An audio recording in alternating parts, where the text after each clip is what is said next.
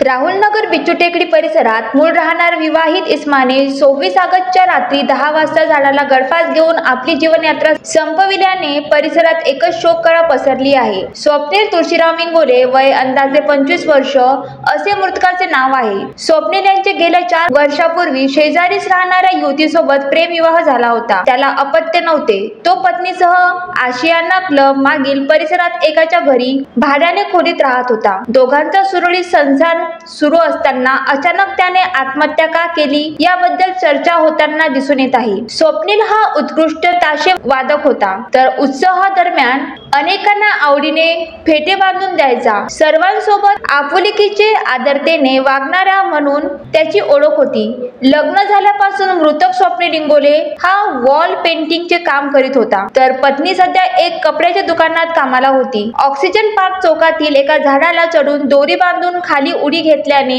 गळफास लागला अशी चर्चा होताना दिसून येत आहे। मात्र यशोदानगर जाणाऱ्या मुख्य चौकात लख्ख प्रकाशात गळफास कसा घेतला याबद्दल सुद्धा चर्चेला मोठे उधाण आले आहे। फ्रेजरपुरा पोलिसांनी पंचनामा करून शव विच्छेदनाला जिल्हा सामान्य रुग्णालयात रात्री नेले। याबद्दल पोलिसांनी सध्या मर्ग दाखल करून पुढील अधिक तपास फ्रेजरपुरा पोलीस करीत आहे। Vidarbha city news, Amravati.